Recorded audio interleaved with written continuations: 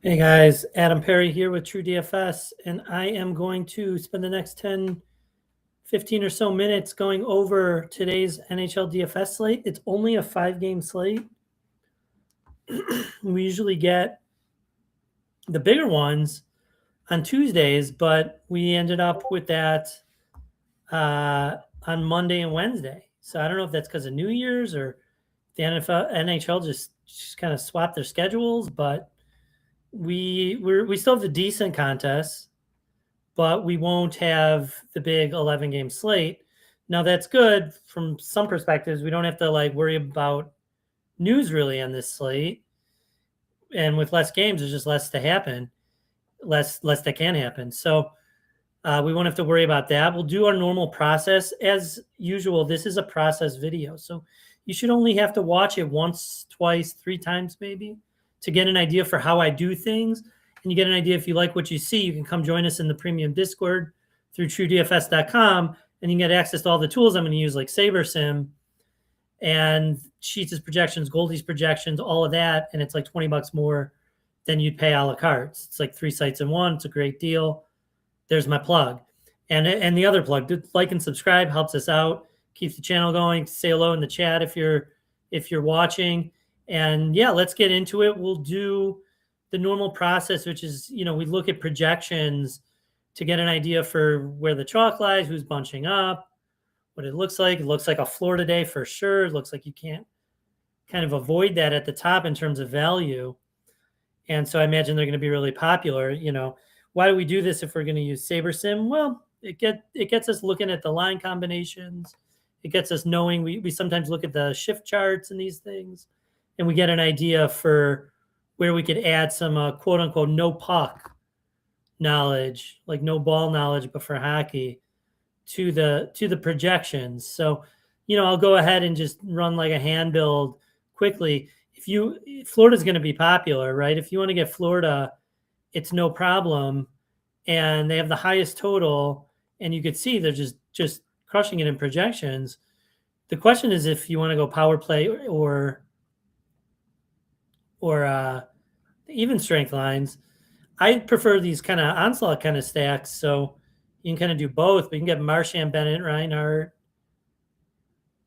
Let's see, Bennett, Reinhart, Marchand, Samoskevich on the power play, Seth Jones on the power play. And you got plenty left. Let's see who projects for our best goalie. Wouldn't be surprised if it's Tarasov of Florida. It's Vladar. Okay. Let's throw in a Vladar. I mean, this probably works for real small field.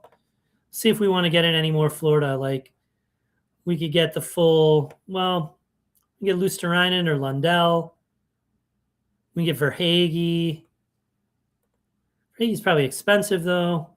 Yeah, he's not cheap. Lundell, 4,900. Luosterainen, 3,700. Let's see who point per dollar looks best on Florida that we don't already have. It's all these power play guys. You get like an Evan Rodriguez with Samoskevich. 3,400, right? So there's a ton you could do. You could go with D. You can go with like Forsling's going to play a lot of minutes. Ekblad's going to play a lot of minutes. Something like that. And then you could do just about anything. I mean, you can get in a Jack Hughes, get in a Crosby, these high projected guys. Suzuki gets a lot of ice time. You can get a Nick Suzuki on the other side of that. Maybe what we want to do is like get some correlation here.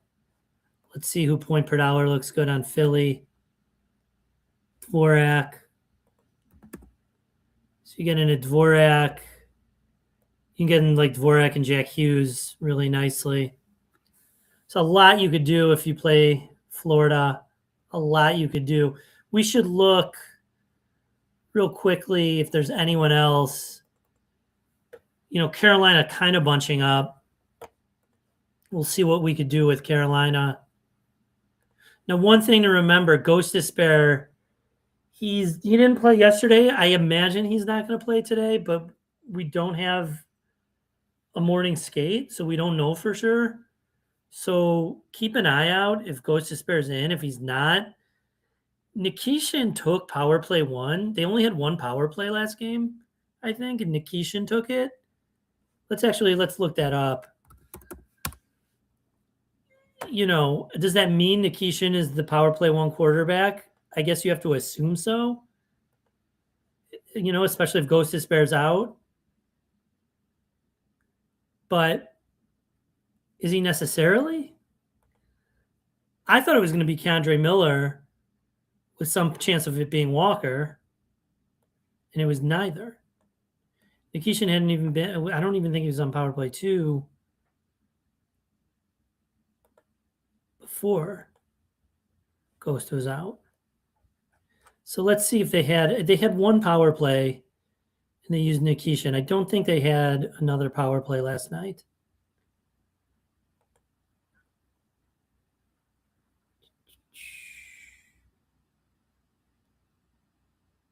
Let's see. Yeah, they got it with Nikishin had the assist. Well, they had 1 other, and they did go to Nikishin. Then this overtime power play, I wouldn't count that. So Nikishin's going to be a great value. You could go Nikishin, Aho. You can go with the power play.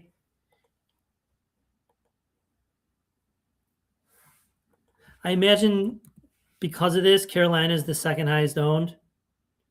So, SaberSim could solve this a lot better than we can. Let's just see. Stahl's on there. Svechnikov. You can put in Stankoven and Blake. Then if you put a Vladar, you could just do anything you damn well please. Oops.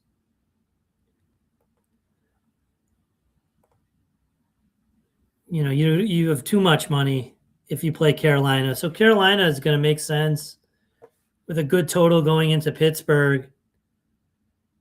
You don't even need the onslaught really, and they're so cheap.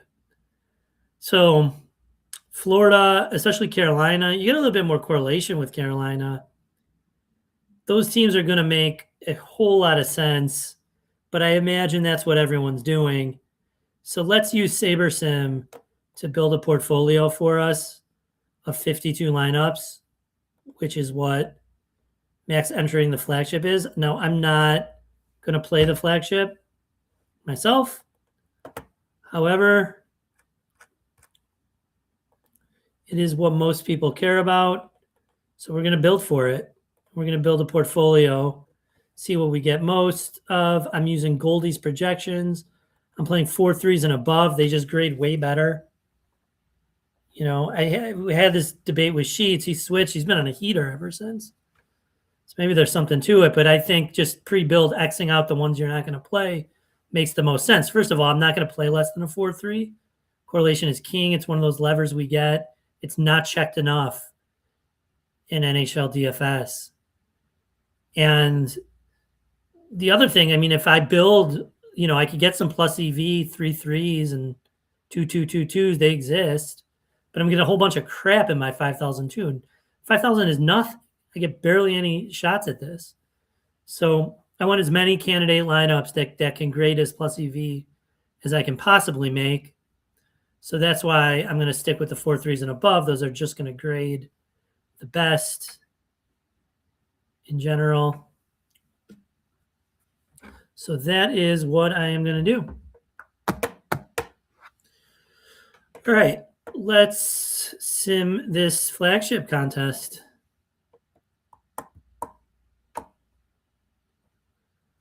Got the play-by-play sims going. Don't forget, like and subscribe, helps us out. Keeps the channel going. Let's run the sims, and then we'll ask it to build a portfolio of 52 lineups. I could tell you right now with some confidence that Florida and Carolina are going to be my highest owned.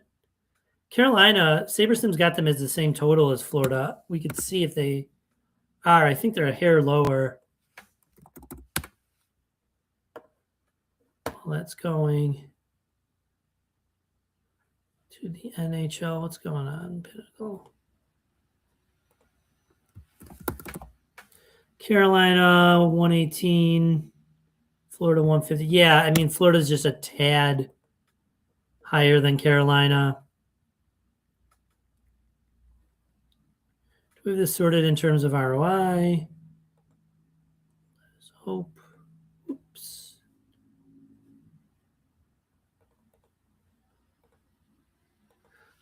View, sort, yeah. Okay. So let's see where we got exposure-wise. Tons of, look at Bennett and Nikishin, Aho, Reinhardt, Marchand. That's going to say Carolina and Florida to me. Joseph Wall, our highest owned goal. Well, 3 guys. Wall, Rittich, and Vladar. Okay. A little bit of Skinner, Montembeau, handful of Knight, Tarasov, Markstrom. Knight's good, huh? But never a good matchup for Chicago, especially with Bedard out. It's not the team. Yeah, 40%, 42% Florida, 35% Carolina, then some Islanders, Montreal, Toronto, New Jersey. No Vancouver almost. Is it even it's not even it's not even like our main stack in the one we do get. So basically no Vancouver.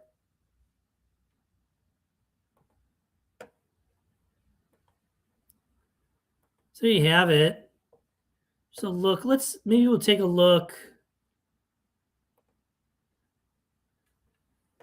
People like to do this. Got a few minutes. Let's look back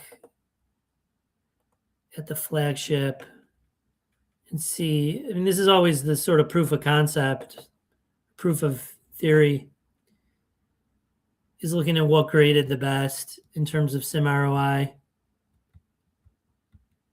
5-2, 5-2, 4-2 in there. 4-3, 5-2, 5-2, 4-3, 6, 4-3, 6, 5-2, 5-2, 4-3. I mean, the 11-game slate especially, you need the correlation if you want these top-graded lineups. Who graded the worst? We know it's going to be uncorrelated stuff. Yeah. You could get a bad 4-3, but you got an ROI floor too in some respects. But just hammering in that correlation.